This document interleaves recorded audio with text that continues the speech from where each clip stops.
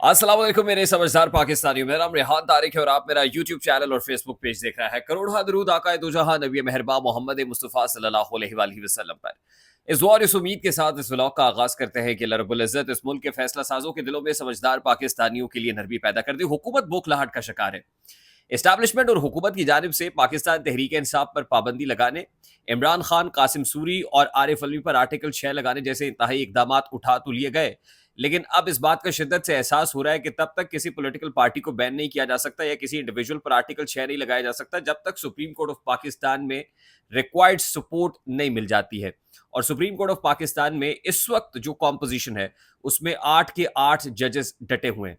यही वजह है कि सुप्रीम कोर्ट में 4 एडहॉक जजेस तैनात करने का फैसला किया गया। 4 एडहॉक जजेस में से 2 जजेस ने रिक्यूज कर दिया है, जबकि 2 जजेस बाकी हैं, जस्टिस मुशीर आलम और जस्टिस मकबूल बाकिर। जस्टिस मुशीर आलम की जानिब से रजिस्ट्रार सुप्रीम कोर्ट को खत लिखा गया और उसमें वजह तस्मिया बयान कर दी गई है कि एक तो वो फलाही कामों में मसरूफ हैं, फिर वो कहते हैं कि अल्लाह ताला ने मुझे मेरी औकात से ज़्यादा इज्जत दी है। अब मैं इस मुतनाज़ फैसले का हिस्सा बन के जो सोशल मीडिया के ऊपर खास तौर पे कैंपेन जारी है उससे खासा मायूस हुआ हूँ, तो मैं बतौर एडहॉक जज सुप्रीम कोर्ट में तैनाती से मुताल्लिक मैं इसके ऊपर अभी कुछ संजीदगी से गौर नहीं कर सकता। मैं इसके लिए राजी नहीं हूँ। यानी सोशल मीडिया के ऊपर प्रेशर एक बहुत बड़ी वजह बना है कि जस्टिस मुशीर आलम ने रिक्यूज कर दिया है। Justice Maqbool Baqir as of now जब मैं बात कर रहा हूँ तो रजिस्ट्रार को ना हाँ की है ना की है। यानी सुप्रीम जुडिशल कमीशन से मुतालिक जो मामला है जुडिशल कमीशन में जो टेकअप होने हैं उस हवाले से जस्टिस मुशीर आलम ने तो वाज़ेह तौर पर लिख कर कह दिया कि आपने मुझे कंसीडर किया, आपकी बड़ी मेहरबानी, मुझे इज्जत दी, मेरी इज्जत अफजाई हुई, लेकिन मैं इसके लिए तैयार नहीं। और जस्टिस मकबूल बाकिर जो साबिक निगरां वजीर आला सिंध है उनकी जानिब से अब तक हामी नहीं भरी गई, जिसको इनकार के मुतरादिफ ही समझा जा रहा है। बाकी रह गए 2 जजेस, जस्टिस सरदार तारिक मसूद और जस्टिस मजहर आलम मियाँ खेल। तो जस्टिस सरदार तारिक मसूद के हवाले से कहा जा रहा है कि अभी तक तो उन्होंने हामी भरी है और जस्टिस मजहर आलम मियाँ खेल ने भी हामी भरी हुई है, लेकिन कुछ कहा नहीं जा सकता आने वाले चंद रोज के अंदर मामला क्या होते हैं, क्योंकि 19 जुलाई को ये जुडिशल कमीशन का इजलास होना है जिसमें नामों की तौसीक के बाद प्रेसिडेंट को ये नाम भेजे जाएंगे और उसके बाद बाकायदा तौर पर मंजूरी हो जाएगी। अब सवाल ये है कि ये सब आनन फानन किया क्यों जा रहा है।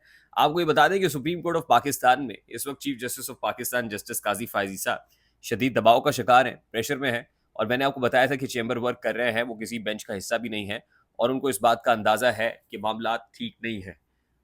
यही वजह है कि आज वजीर दिफा ख्वाजा आसिफ ने एक प्रेस कॉन्फ्रेंस की है और ख्वाजा आसिफ ने उस प्रेस कॉन्फ्रेंस के अंदर ये बताया है कि अभी तो जजेस की जानिब से मखसूस नशिस्तों का फैसला सुनाया गया है, लेकिन ये जजेस अक्टूबर का इंतजार कर रहे हैं कि जब chief justice of Pakistan justice Qazi Faez Isa retire हो जाए, सुबकदोश हो जाए, तो उसके बाद ये 8 फरवरी के इंतखाबात का मामला भी टेकअप करेंगे।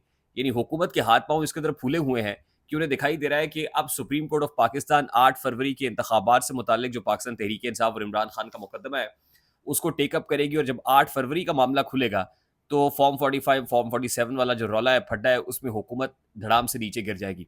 यानी जजेस से एक बहुत बड़ा खतरा है जो महसूस किया जा रहा है, जिसकी वजह से सुप्रीम कोर्ट में एडहॉक जजेस लगाने का फैसला किया गया ताकि जो तन्हाई का शिकार जस्टिस काजी फायजीसा है कम अज कम वो उनकी तन्हाई आइसोलेशन खत्म हो सके। और हमारी इतला तो ये भी है कि chief justice of Pakistan justice Qazi Faez Isa इस नहज पर है कि कबल अज वक्त ही वो रिटायरमेंट ले लें या मुस्ताफ़ी होकर घर चले जाए। अब वो जाहिर है, मैंने आपको बताया था कि शहबाज शरीफ साहब भी इस तरह के इंतहाई इकदाम के सोच रहे थे और नवाज शरीफ साहब भी इस तरह की धमकी लगा रहे थे, लेकिन उनको उनकी ढारस बधाई गई ये कह के कि इस्टेब्लिशमेंट आपके साथ खड़ी हुई है, आपने घबराना नहीं है।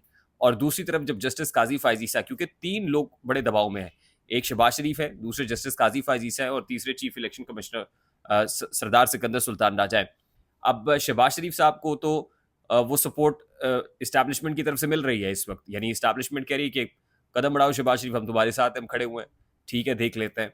अब जस्टिस काजी फाजीसा जिस आइसोलेशन और जिस फ्रस्ट्रेशन और डिप्रेशन का शिकार है, अब इस्टेब्लिशमेंट जाहिर है जब वजीर दिफा कोई प्रेस कॉन्फ्रेंस करेगा तो इसका मतलब ये है कि वो कहाँ से बात कर रहा है या क्या कह रहा है, ये बड़ी मानी खेज थी। और फिर वजीर दिफा से पर्टिकुलर जब ये सवाल हुआ कि आप ये कह रहे हैं कि आइन से तजावुज करने वालों पर आर्टिकल 6 लग रहा है, कि आइन से तजावुज इमरान खान ने किया, आरिफ अलवी ने किया, कासिम सूरी ने किया। आप जब ये कहते हैं कि सुप्रीम कोर्ट ऑफ पाकिस्तान के जजेस ने आइन को रीराइट किया है या आइन से तजावुज किया है कि जो फरीक भी नहीं था आपने उसको वो मखसूस नशिस्तें दे दी कि साइल कोई और था और दे किसी और को दिया गया तो आइन से तो मुतजाविज़ तो फिर आपके बकौल जजेस ने भी यहाँ पे किया, तो जजेस के ऊपर भी आर्टिकल 6 लगाएँगे। जिस पर वज़ीर दफ़ा ख्वाजा आसिफ साहब कहते हैं कि मैं तो ये कहता हूँ कि जिन्होंने नज़रिया ज़रूरत के तहत फैसले दिए, उनको भी कब्रों से निकाल के उन पर आर्टिकल 6 लगाना चाहिए। तो मैं बिल्कुल साथ हूँ, मैं कहता हूँ कि इन जजेस पर आर्टिकल 6 लगाया जाए। तो अब जब हुकूमत को और एस्टैब्लिशमेंट को इस बात का इदराक हो रहा है कि कोई भी फैसला सुप्रीम कोर्ट ऑफ पाकिस्तान में टिक नहीं सकेगा, तो इस तरह का इंतहाई इकदाम उठाने की बात आज वज़ीर दफ़ा ख्वाजा आसिफ ने कर दी है कि जजों पर आर्टिकल 6 लगाया जाए। यानी सुप्रीम कोर्ट ऑफ पाकिस्तान में इस वक्त जो कॉम्पोजिशन बनी हुई है, ये सूरत बनी हुई है, वो ना तो किसी किस्म के मार्शल लॉ की तौसीक हो सकती है वहाँ से, ना ही किसी प्रोविजनल कॉन्स्टिट्यूशनल ऑर्डर की जो है मामलात हो सकते हैं। ज़ाहिर है अगर तो आप कॉन्स्टिट्यूशन को आप होल्ड करें और फिर पीसीओ के तहत जजेस अपॉइंट करना शुरू कर दें, वो एक अलहदा मामला है। लेकिन इन जजेस से निपटने के लिए लगता ये है कोई इंतहाई इकदाम उठाने की पोजीशन में जो फैसला साज है वो हैं, और आर्टिकल 6 लगाने जैसी धमकी आज फॉर्मली वज़ीर दफ़ा ख्वाजा आसिफ की जानिब से दे दी गई है। अब ज़ाहिर है हर तरफ आग लगी हुई है, स्टेक होल्डर्स में बेचैनी है। अब जब नवाज शरीफ और शहबाज शरीफ जो है इस तरह की धमकी देंगे तो इस्टेब्लिशमेंट उनकी ढारस बधाने के लिए कुछ तो करेगी, फिर मुलाकातें होंगी, मुलाकातों में कॉन्फिडेंस बिल्डिंग मेजर्स लिए जाएंगे। अब सुप्रीम कोर्ट ऑफ पाकिस्तान के अंदर जस्टिस काजी फायजीसा के लिए जो इकदामात हैं, मामलात हैं, वो तय किए जा रहे हैं। एक अहम इजलास जुमेरात को होने जा रहा है और इस इजलास को इलेक्शन कमीशन ऑफ पाकिस्तान में मुनक्किद किया जाएगा। इलेक्शन कमीशन ऑफ पाकिस्तान में ये जो इजलास है वो सेक्रेटरी इलेक्शन कमीशन इसमें मौजूद होंगे, तमाम जो लॉ विंग के अफसरान हैं वो मौजूद होंगे और उसमें इस बात पर गौर किया जाएगा कि सुप्रीम कोर्ट ऑफ पाकिस्तान की मखसूस नशिस्तों के फैसले पर इलेक्शन कमीशन ऑफ पाकिस्तान ने कैसे रिस्पॉन्ड करना है और बेफिटिंग रद्दमल क्या होना चाहिए। यानी अब ये जो जंग है ये कसीरुल महाजी जंग अगर कहा जाए तो कहना गलत नहीं होगा। ये जंग मुख्तलिफ महाजों से लड़ी जा रही है और मुख्तलिफ महाजों के ऊपर लोगों को तैयार भी किया जा रहा है। सिचुएशन कोई इतनी सादा नहीं है, सिचुएशन बड़ी ही out of control at this point in time. हालात बेकाबू हैं और जाहिर है कि जब इस नहज पर मामलात पहुंच गए हैं कि जहां पर हुकूमत ने बहुत ज़्यादा इंतज़ार किया और अब जब उन्हें कोई सूरत नज़र नहीं आ रही, तो ऐसे में ऐसे फैसले लिए जा रहे हैं कि जिसके लिए सोचने का भी ज़्यादा वक्त नहीं है। और आपको पता है जो फैसले सोच कर ना किए जाएं और फैसले लेने के बाद सोचा जाए तो फिर उन फैसलों के क्या नताइज निकलते हैं। आई होप मेरी बात आप तक पहुंची होगी। अगर पहुंच जाए तो वीडियो को लाइक और शेयर करना मत भूलिएगा। चैनल पे नए तो चैनल को सब्सक्राइब कर लीजिएगा, बेल आइकन जरूर दबाइएगा। मुझे रेहान तारिक को इजाज़त दीजिए, अपना बहुत सारा ख्याल रखिएगा। अस्सलाम वालेकुम।